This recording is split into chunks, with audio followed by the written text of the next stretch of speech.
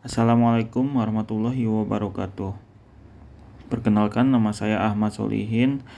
Di sini saya akan mempresentasikan tugas kuliah. Presentasi ini membahas identifikasi karakteristik guna lahan dan kegiatan di Kota Bandung. Materi ini merupakan bagian dari tugas tutorial 3 mata kuliah Teknik Presentasi dan Komunikasi. Pada paparan ini saya memaparkan latar belakang, tujuan, pendekatan survei, dan analisis awal terkait kondisi penggunaan lahan di Kota Bandung. Baiklah, slide kedua yaitu latar belakang.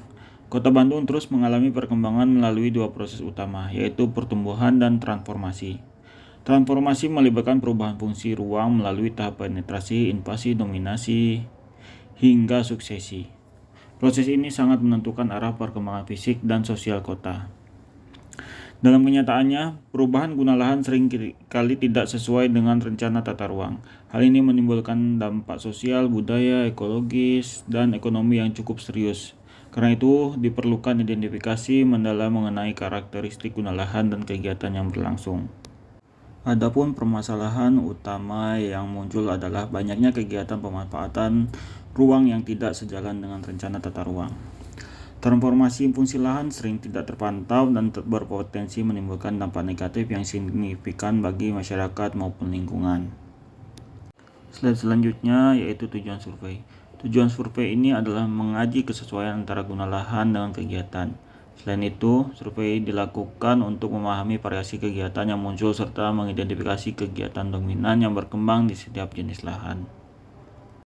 Setelah kita memiliki tujuan survei, maka kita harus memiliki sasaran survei pula.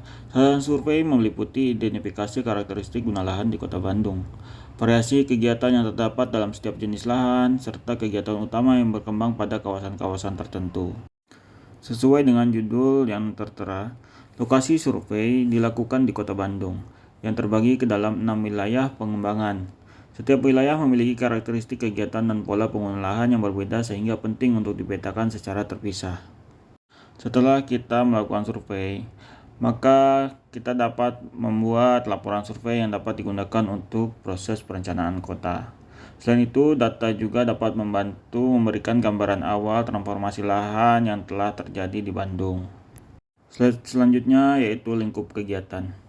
Lingkup kegiatan mencakup survei lapangan, pengumpulan data primer dan sekunder, serta analisis kegiatan pada setiap wilayah pengembangan. Semua proses dilakukan agar data yang diperoleh akurat dan dapat dipertanggungjawabkan. Selanjutnya yaitu pendekatan pelaksanaan. Pendekatan pelaksanaan memiliki beberapa tahapan. Tahap pertama yaitu pendekatan pelaksanaan dimulai dari memahami masalah dan merumuskan masalah, menentukan kebutuhan data, hingga menentukan populasi dan sampel survei. Tahap ini sangat penting untuk memastikan survei berjalan sistematis, atau bisa disebut dengan tahap persiapan. Tahap selanjutnya yaitu tahap instrumen. Tahap ini adalah penyusunan perangkat survei, penentuan target area, serta penerapan etika survei. Instrumen survei yang baik sangat menentukan kualitas data yang akan diperoleh dari lapangan. Baik, selanjutnya yaitu tahap yang ketiga. Tahap yang ketiga yaitu tahap operasional. Pada tahap operasional, survei dilaksanakan secara langsung. Kemudian data diolah dan disajikan dalam bentuk tabel, grafik, atau peta. Interpretasi sederhana juga dilakukan untuk memberikan gambaran mengenai kondisi di lapangan. Setelah membahas pendekatan pelaksanaan, maka tak kalah penting juga yaitu organisasi kegiatan. Kegiatan survei di organisasi melalui pembentukan tim, penyusunan proposal, rapat, koordinasi, serta pengurus perizinan. Koordinasi yang baik memastikan survei berjalan lancar dan tepat waktu. Apalagi lokasi survei kita dilakukan di Kota Bandung yang terbagi ke dalam 6 wilayah pengembangan. Maka kita harus memiliki tim-tim yang terbagi dalam setiap wilayah pengembangan agar semua dapat terorganisasi dengan baik.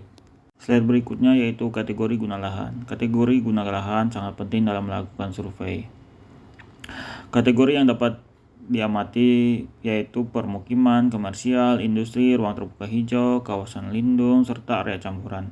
Setiap kategori memiliki karakteristik dan fungsi kegiatan yang berbeda.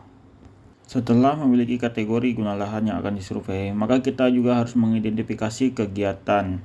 Kegiatan yang diamati dapat mencakup aktivitas ekonomi, kegiatan hunian, aktivitas sosial, dan pemanfaatan ruang publik. Variasi kegiatan ini membantu melihat setiap dinamika pemanfaatan ruang di kota. Apalagi survei kita dibagi menjadi 6 wilayah pengembangan. Slide selanjutnya yaitu transformasi lahan. Setelah kita memiliki kategori guna lahan, terus identifikasi kegiatan, maka kita dapat menyimpulkan transformasi lahan tersebut. Transformasi lahan umumnya terjadi melalui 4 tahap: penetrasi, invasi, dominasi, dan suksesi. Dengan memahami proses ini, kita bisa membaca pola perubahan fungsi ruang di Kota Bandung. Selanjutnya yaitu visualisasi data. Hasil dari survei maka kemudian divisualisasikan dalam bentuk grafik, diagram, dan peta tematik. Visualisasi mempermudah pemahaman mengenai sebaran kegiatan dan perubahan guna lahan secara spasial. Contoh visualisasi data yang saya cantumkan yaitu peta tematik, di mana Kota Bandung memiliki pemukiman yang sangat padat, digambarkan dengan warna oranye yang lebih dominan. Sedangkan yang warna merah kurang dominan karena itu adalah bangunan industri. Dan untuk warna hijau yaitu ruang terbuka hijau di Kota Bandung. Sampailah kita pada penghujung presentasi ini. Identifikasi guna lahan dan kegiatan sangat penting untuk memahami arah perkembangan visi kota. Data ini menjadi dasar bagi penyusunan rencana tata ruang dan kebijakan pengendalian pemanfaatan ruang. Demikian pemaparan mengenai identifikasi guna lahan dan kegiatan di Kota Bandung. Semoga hasil survei ini dapat memberikan manfaat bagi proses perencanaan kota ke depan. Terima kasih, saya Ahmad Solihin. Mohon izin undur diri. Wassalamualaikum warahmatullahi wabarakatuh.